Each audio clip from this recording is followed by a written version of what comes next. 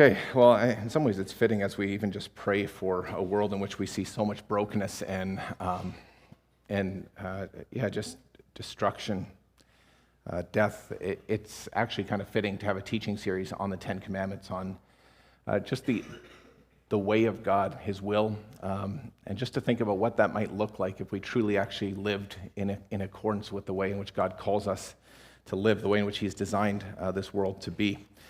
So that's where I'm going to start with this teaching series on the Ten Commandments. Just by way of kind of introduction, some of you know that the Ten Commandments are essentially divided into two parts, and I've just used the introduction from the Heidelberg Catechism to give this explanation. So you have the first part, which basically teaches us how to live in relationship with God, and the second that you have, which describes our relationship with our neighbors. These are the kind of the two components of the Ten Commandments.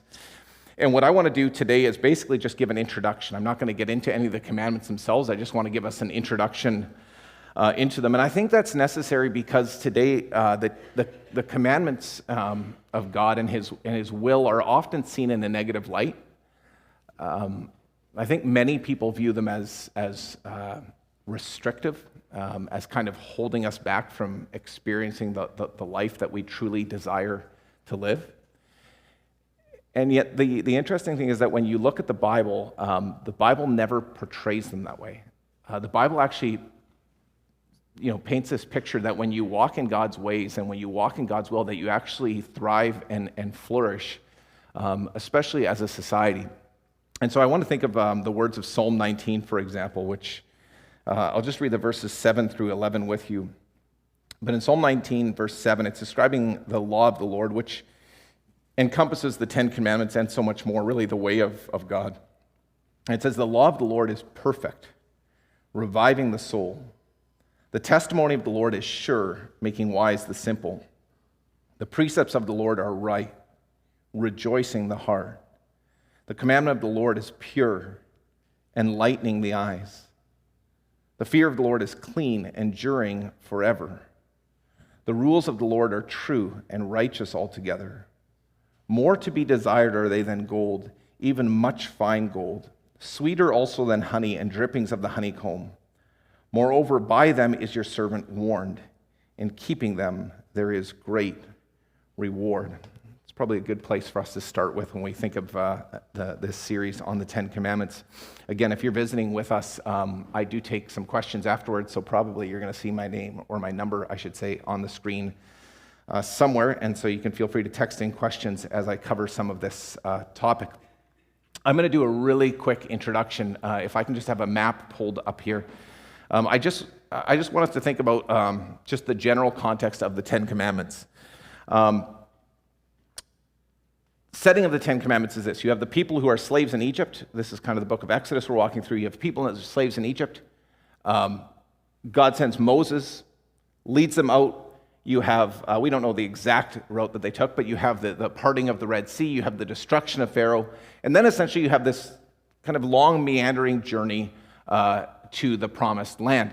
Now, the Ten Commandments I've given, I've kind of circled it at the bottom. That would be the location of what we believe is Mount Sinai.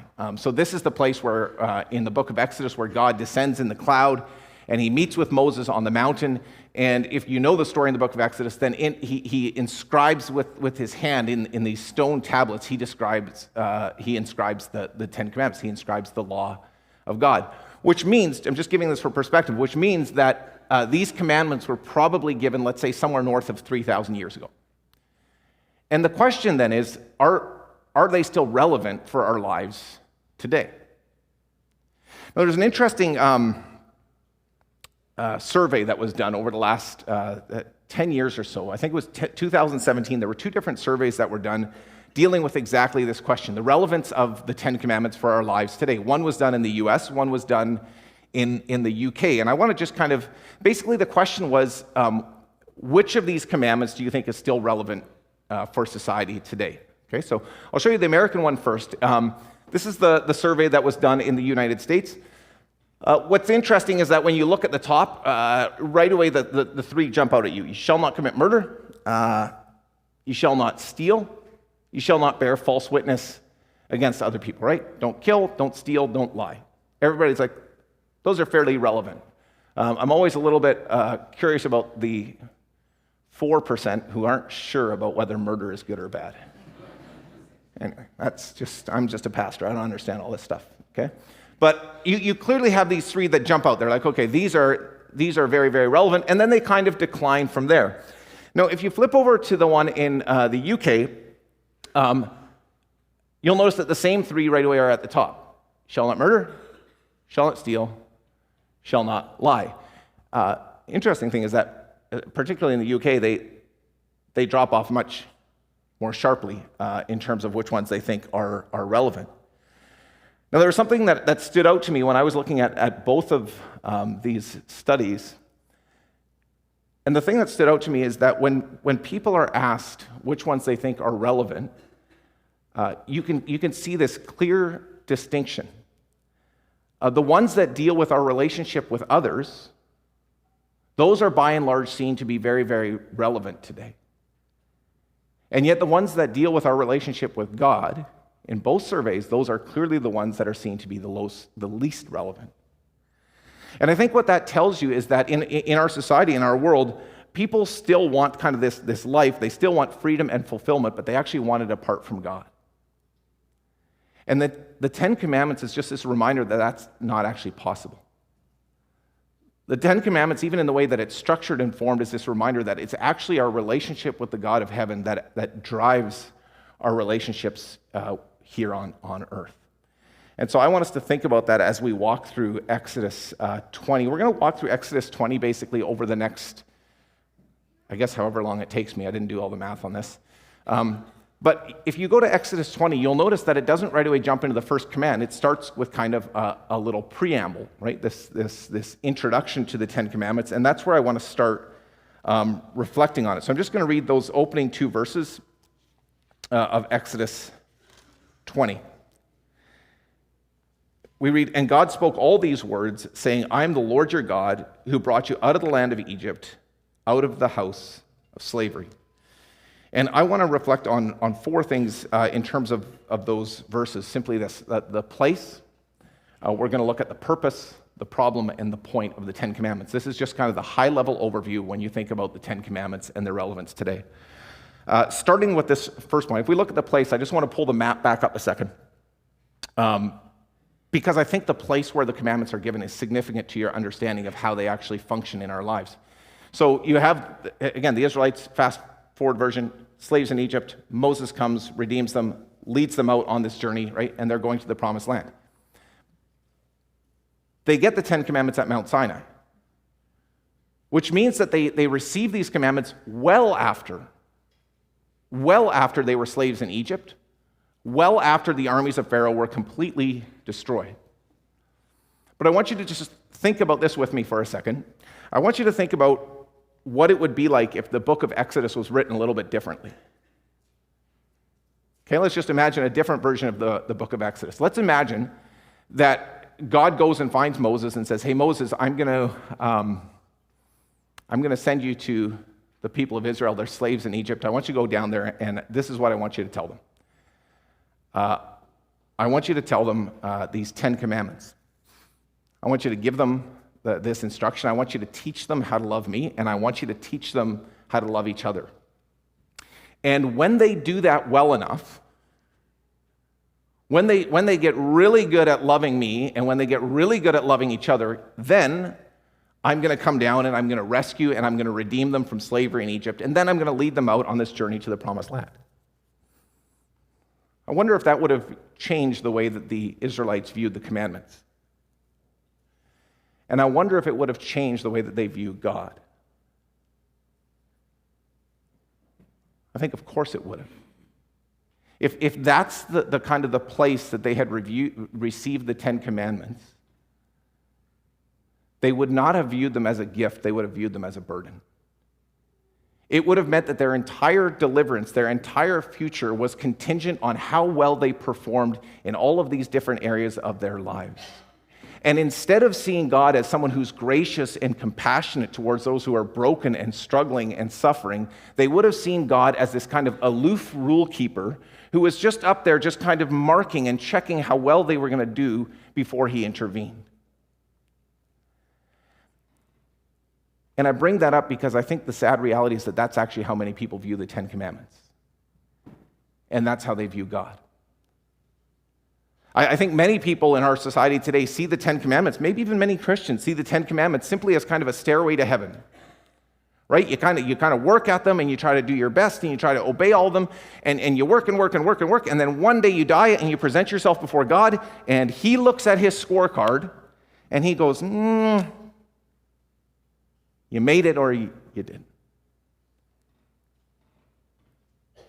And it gives them a cold view of God and a cold view of what it means to follow him. If you do not understand the place of the Ten Commandments, you will not actually understand their purpose for our lives. And so I bring that up because I want us to understand the purpose. The purpose of the Ten Commandments is not that you can kind of work at them and earn God's love. The purpose is simply that they are a way of responding to God's love. It's why it's significant that God begins the commandments in Exodus 20 by saying, I am the Lord your God. It's a revelation of himself. God says, here's who I am. I'm the one who sees you, I loved you, I chose you, I rescued you, I redeemed you, and I am bringing you to a promised land. And all I want in response is for you to love me, and I want you to love the people around you. That's the nature of the Ten Commandments.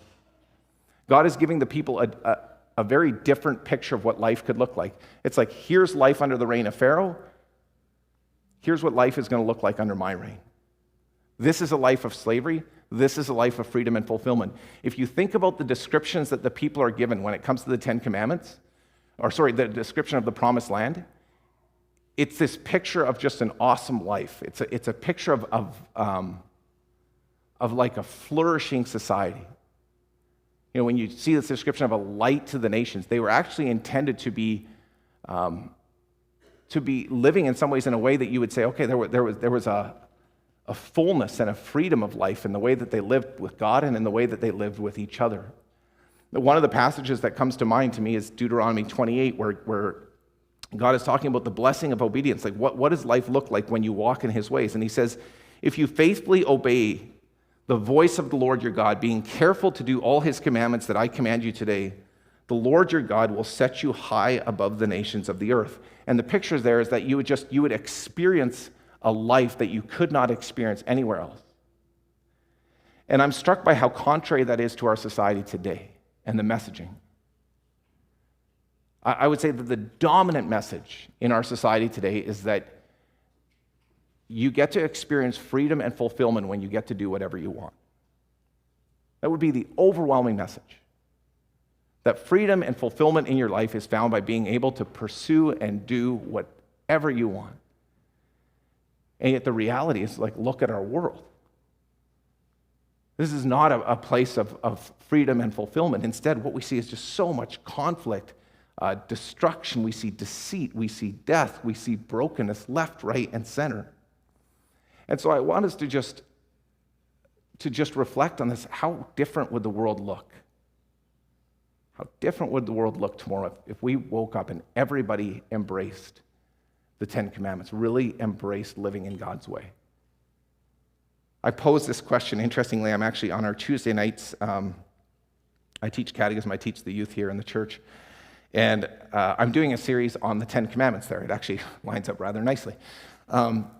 And the one thing that I make them remember constantly is I say the Ten Commandments are a roadmap, and they'll tell you to freedom and fulfillment. We're working on that. So this is good. But I started off and I asked them, I said, guys, what do you think the world would look like tomorrow morning if people just embraced God's way, if they just embraced the Ten Commandments? And they thought about that for a while, and then they were like, well, there'd be no more lawyers. Lawyers were the first to go. It's interesting. I think politicians were second. But it's interesting to think about, isn't it? They were saying, well, we probably wouldn't need police because, I don't know, everyone would just, they'd live in accordance with God's will. They would treat each other. They wouldn't do the things that we see. We were talking about armies. Probably wouldn't need those very much. It would be a wildly different world. And in some ways, the more that you kind of think it and work it out, the more you say, okay, it actually look a lot like that world that we talk about in Revelation 21, where there's no more sadness and tears and all of those things that come with it. And so we need to understand that the Ten Commandments, they give us really a glimpse of what could be, of the life that God desires for us to live. So the question then is, okay, well, why don't we experience that, right? Why is that? If that's the design, why aren't we having it? And the problem, if I can just use a paraphrase from the hymn, "Come thou fount of every blessing," is the problem is that we're prone to wander, right? I would say that our moral compass is, it is just distorted by sin in such a way that we often find ourselves way off course. And Paul, like Romans 7, I'll probably reference it a lot in terms of this series, but Paul talks about this a lot. And this is his, I do the things I shouldn't do, and the things I should do, I'm not doing. But he says something interesting in verse 10. He says, the very commandment that promised life, right, the thing that showed me the way to freedom and fulfillment, proved to be death to me. For sin, seizing an opportunity through the commandment, deceived me, and through it killed me. But then I find it interesting, he says, so the law is holy, and the commandment is holy, and righteous, and good. He says, the problem is not with God, the problem is not with the commandments, the problem is actually with people, with us, the way that sin leads us astray. I was reflecting on this with this past week. I was thinking of a story that happened, this is about 10 years ago. We were living for a summer in, I think I told you guys, this Dyer, Indiana, just outside of Chicago. And we had really good friends of ours who were going to come down and they were going to visit us for a weekend. But they'd never been before. So they were trying to be frugal, and they didn't want to use data on their phones, so they just borrowed a GPS from someone. And so when they crossed the line, they turned the GPS on, and they were just going to follow the blue line down to Chicago, which, if you've been there, it's not that hard. You kind of just pick the big interstate, keep going for a while. Anyway. So they head down, and the moment they get off the gate, they get across the border, it takes them off at I think a mile down the road. They're off, the interstate, and they just keep. We know you follow the blue line. That's programmed into us, right? Follow the blue line. About 2.5 hours, 3 hours later, they are in some really sketchy suburb in Detroit, which I don't have a map of that up on the screen, but you are not headed in a good direction. And this trip is suddenly going to take them a long time. And the funny thing is, they were so angry at this GPS. They were like convinced this thing was broken. And then they actually looked and realized they had the settings wrong. Right? It was avoid all major highways. Right? So, and I was thinking about that because I think, in some ways, we live the same way as Christians. Right? We end up way, way off track. And our default mode is to right away blame God. Oh, it must be God's fault. It must be something wrong with this. Must be. When the truth is that the problem is actually with us. And that's a hard thing for us to admit. It's why Jesus, for example, in his Sermon on the Mount, he's dealing with the 10 Commandments in Matthew 5. And Jesus says things like, you have heard it said, don't murder. And everybody's going, check. Got that. Hopefully everyone's doing that one. Check. Right? And then Jesus pushes it a little farther and says, yeah, but I say to you, anyone who calls his brother a fool, anyone who hates his brother. And suddenly we're like, oh, now I'm a little less comfortable. Right? Don't commit adultery. Oh, but I say, anyone who looks at a woman lustfully is guilty. And the commandments do that when we press them home. They make us recognize that in so many ways we're off track. And we need that. This is what the rich young man needed in Matthew 19. When he comes to Jesus, he says, Jesus, what do I need to do to be saved? And Jesus says, obey the commandments. You'll be fine. He says, good. Got it covered. Check, check, check, check. And Jesus says, okay, why don't you go sell everything that you have and then come and follow me? Jesus presses it home, and suddenly the guy realizes that he actually worships his wealth. He can't let it go. Why does Jesus do those things? Why does Jesus press this home so much? Well, because he doesn't just want to expose our sin. He wants to expose our need for a Savior. Right? This is the point. This is where the 10 Commandments take us. We can talk about the fact that every roadmap leads somewhere. And the 10 Commandments lead us to Christ. Right? Paul's explicit about this in Galatians. I didn't want to ruin another sermon for down the road, so I had to be quick here. But Galatians 3, verse 24, So then, the law was our guardian until Christ came in order that we might be justified by faith. Other translations have it that the law was our guardian to lead us to Christ. See, the point of this series is not to say that freedom and fulfillment is found in our own obedience. The point of this series is to remind us that freedom and fulfillment is found in Christ. And Jesus says, I didn't come to abolish law, I came to fulfill it. Which is unique in this sense that as followers of Jesus, we're not relying on our own righteousness. We're able to rest in the righteousness of Christ. And that difference is subtle, but it's significant because that actually allows us to love people well and to love God well, because our default mode is to love people so that we can get something back. That's our default mode, right? We love people, but we kind of expect something in return. But as Christians, we've been given everything that we need in Jesus Christ. We are totally and completely filled in Christ.